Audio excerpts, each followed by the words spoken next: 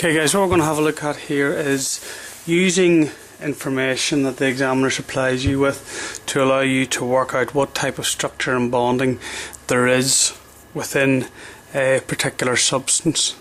So you should know by now, if you've gone through all the videos and the notes etc., that different structures and different types of bonding have different properties. Essentially we're talking here about melting point, boiling point, ability to conduct as a solid, ability to conduct in an aqueous solution, ability to conduct as a liquid. So if you're not 100% familiar with those, these questions will prove really quite difficult for you. So if we have a look at the first one, I'm assuming that you do know all of the types of structures and their properties associated. Okay, so we've got A, B, C and D here. Okay, we've been giving melting point, we've been giving electrical conductivity as a solid and electrical conductivity of liquid. So you should know that things with high melting point are giant structures. Okay, you should know that things that conduct as a solid would be only metals or perhaps graphite and non-metals.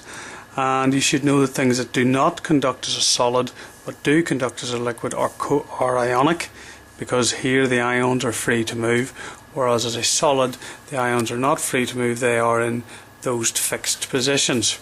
So we will go through this, we'll have a look at each one individually and we'll try and work out what the structure is. So we'll just write S here and what the bonding is. Okay, so we'll just fold that over.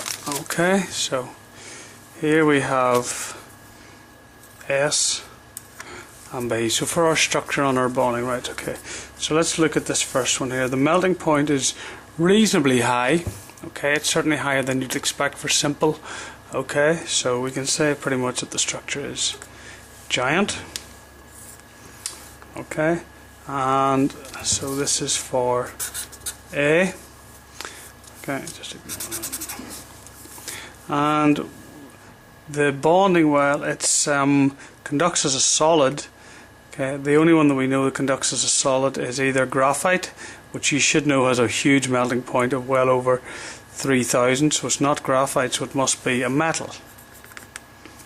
Okay, it must be metallic bonding. If we look then at secondly at B, okay, again high melting point. Okay, does it conduct as a solid? No, it does, so it must be giant, so we'll just put down giant. Does it conduct as a solid? No, so that rules out a metal. Does it conduct as a liquid? Yes, it does, so therefore it must be ionic. It's got free ions at that stage. C, really high melting point, so I'm probably thinking giant, certainly. I'm probably thinking, because it's so high, it's giant covalent. Does it conduct as a solid? No. Does it conduct as a liquid? No, must be covalent. Really low melting point here. Okay, so 44, so that tells me that the structure there is simple.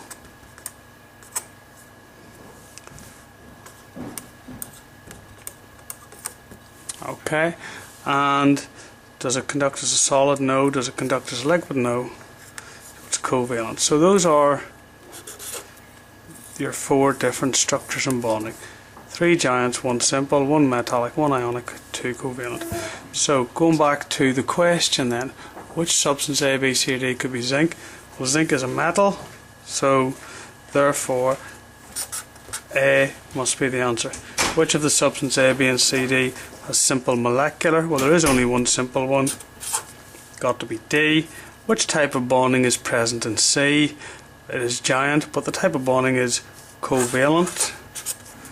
Okay, and final question then, which of the substances A, B, C, D is likely to be sodium chloride? Well, sodium chloride is ionic, metal and non-metal, so that's got to be B. Okay, so hopefully you're able to follow that. I'm going to put a few more of these up, guys. If you just really read through the question, or if there is no question, you're just looking to assign structure and bonding to them. And okay, so here's another one. We've been giving melting points, boiling points, electrical conductivity as solid, and electrical conductivity as liquid. So we'll go through them again in exactly the same way as we did with the last one. First of all, before we even do these questions, we will assign whether they are giant or simple. So if you have a look at them there, okay.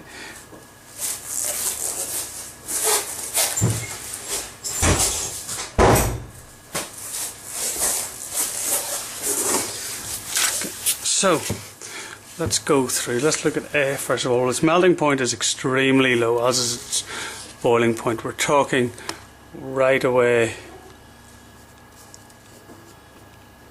but down below zero. Okay.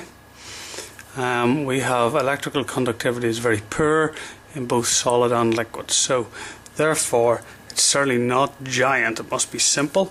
So we'll just write simple, and its bonding must be covalent. Okay, let's look at the next one. We've got very high melting and boiling points here, so when thinking structure is giant. Does it conduct as a solid? Yes, indeed it does. So it must be either metal or graphite. Well, it's not graphite because graphite melts at over 3000, so it must be metallic.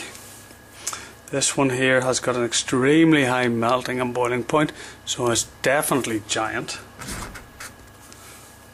Okay, very poor conductor, very poor conductor. Well, that tells me it's covalent. It could have been graphite, but it's not because of the conductivity. I'm guessing it's diamond. Melting point here very, very low, so I'm thinking simple, can't conduct, simple covalent. Highish melting point, highest boiling point, poor conductor as a solid, good conductor though as a liquid, so it must be ionic, so it's giant ionic.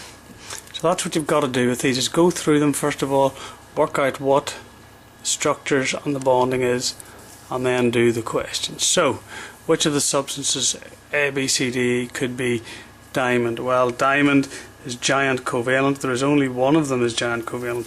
That's C. Explain your answer. Well, you just talk about an ability to conduct when molten and when solid, and a very high melting and boiling point, meaning that it must be giant. What substances are made of oppositely charged ions? Well, that's got to be an ionic substance, so therefore the answer to that is E. There's only one giant substance. Which substance contains covalent bonds between the atoms? Okay, well, between the atoms, covalent bonds between the atoms, we've got simple covalent here, we have a giant covalent here, and we have a simple covalent here. So we have A, C and D. So the answer to that one, I'll just pop it up here, is A, C and D. Note the question is which substances have covalent bond between the atoms and van der Waals forces between the molecules. Well, that means it must be simple. So that's A and D. Okay, so hopefully you're starting to get these. We'll put another couple up. I just want you to work out the structure and the bonding of these based on the information that has been given to us in the question. Okay, so there's our information again. We've got melting, boiling, okay, and conductivity. So I will just put these in. If you want to pause the video, guys, and have a think about this, looking at the information, and then come back in a few seconds and check them, what I will do is I will just simply write the answers in down below, and then you can come and check. So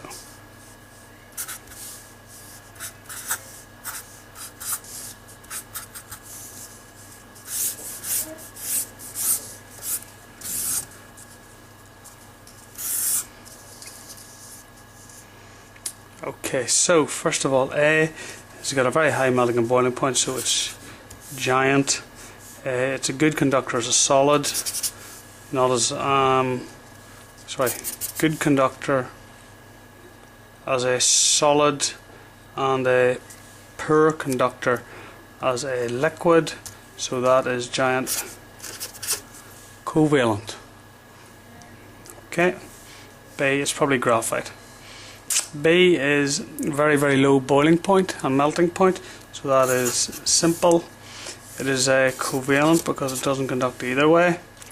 C is relatively high-ish melting and boiling point, good conductor as a solid and as a liquid, so that is giant and it is metallic.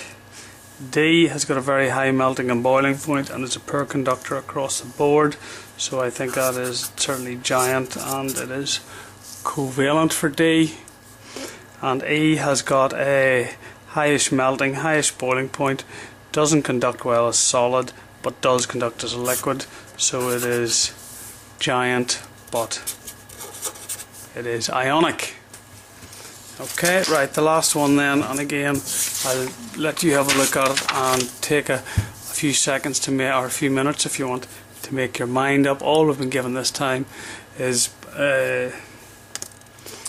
melting and boiling points, so we will do structure and bonding again, so I'll leave that on there. You go away, do your working out and then come back and tell me, or check your answers, sorry.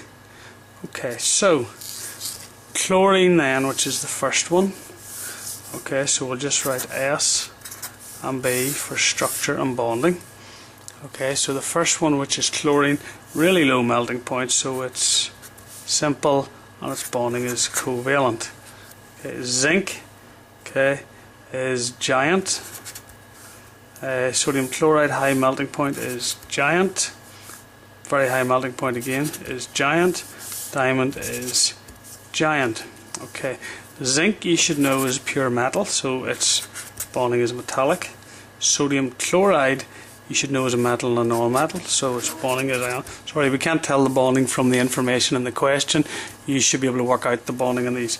Quartz is silicon dioxide, which is not on the new syllabus actually, but silicon dioxide is a non-metal, so again that's covalent.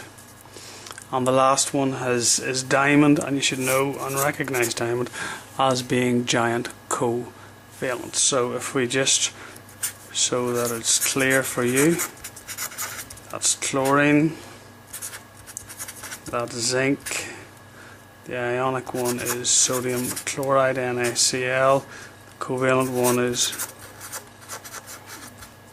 quartz, and the covalent one at the end there, the giant covalent one, is diamond. Okay, so that is your final answer.